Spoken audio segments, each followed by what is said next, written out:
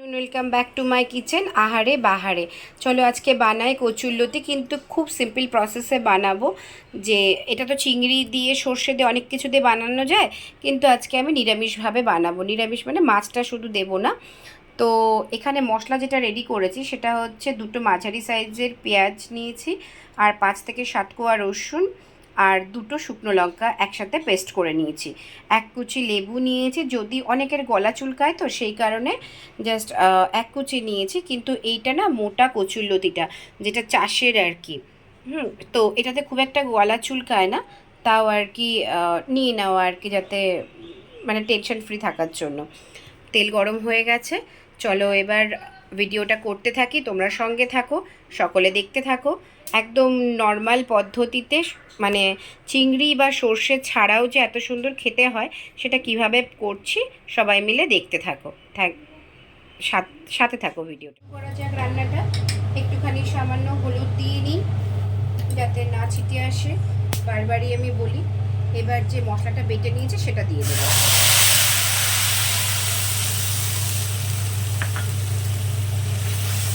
এবার মশলাটার মধ্যে তো বললাম যে দুটো নর্মাল সাইজের পেঁয়াজ দিয়েছি, তার মধ্যে রসুন, কয়েক কোয়া রসুন দিয়েছি, আর দুটো শুকনো লঙ্কা দিয়েছি।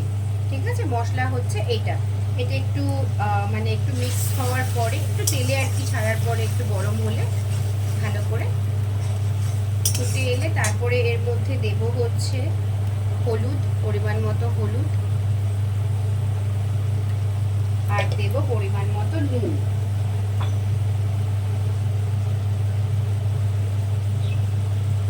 পরিমাণ মতো নুন দেব। এবার আমি দুটো শুকনো লঙ্কা দিয়েছি, কারণ মনে করলে একটু ঝাল খেতে চাইলে সে আর একটু বেশিও দিতে পারে, কোনো অসুবিধা নেই।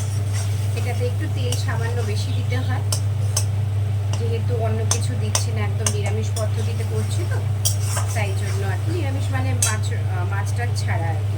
আর এদিকে আমি এটা না সেদ্ধ করে জল ঝরিয়ে নেওয়া হয়েছে। ঠিক আছে, যদি কারোর মনে হয় কচুরলতি কাটাটা দেখতে চাইবে তাহলে অবশ্যই কমেন্ট করবে, তাহলে একদিন ওটারই সেপারেট করে ভিডিও করে পোস্ট করবো। ঠিক আছে, এই যে মশলাটা কষে আসছে, মশলাটা একটু ভালো করে মিক্স হয়ে এলে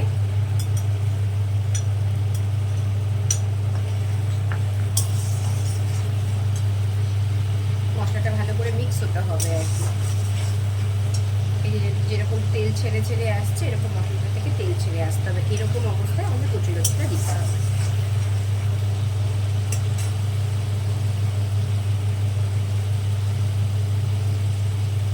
মশলাটা একটু হোক, তারপরে আমরা কচুরলতিটা দেব। এই যে মশলাটা কষে এসছে, এই সুন্দর তেল ছেড়ে গেছে মশলা থেকে, এই অবস্থাতে এবার আমরা কচুরলতিটাকে দিয়ে দেবো। কচুরলতিটা কিন্তু জল ঝরিয়ে নিতে হবে, এটা কিন্তু একদম ড্রাই হয়, সেজন্য এটাকে জল ঝরিয়ে নিতে হবে। এই গন্ধটাই অদ্ভুত সুন্দর লাগে। মানে অনেক সময় হয় না বাড়িতে চিংড়ি নেই বা সর্ষে প্রেজেন্ট নেই, তাহলে কি করে এই জিনিসটা যদি মন করলো খেতে, তাহলেও কি করে করবো। এরকমভাবেও একবার করে দেখতে পারো, অপূর্ব খেতে হয়, ভীষণ ভালো লাগে। খুব সিম্পল রান্না, কিন্তু খেতে ভীষণ টেস্টি। কিন্তু এটা পুরোটাই সিম করে করতে হবে। তাহলে এটা হতে থাক। আর ঢাকা কিন্তু দেওয়া যাবে না, ঢাকা দিলে কি হবে, জিনিসটা ভেঙে যাবে। এটা এরকম একটু তেলটা ওই জন্যই দিতে হয়, যাতে মাখা মাখা হয়। কমপ্লিট হয়ে গেছে কচুরলতিটা, এরকম সুন্দর করে একদম সাধারণভাবে ঘরোয়াভাবে বানালাম। যদি যারা যারা কচুরলতি প্রেমী আছো, চিংড়ি মাছ ছাড়াও কিন্তু এইভাবে সুন্দর করে বানানো যায়, তারা এরকমভাবে বানিয়ে খেতে পারো। আর আমার যদি ভিডিওটা ঘরোয়া উপায়ে সহজ পদ্ধতিতে ভালো লাগে, তাহলে অবশ্যই সবাই লাইক, শেয়ার অ্যান্ড সাবস্ক্রাইব করতে ভুলবে না কিন্তু। Thanks for watching, tata.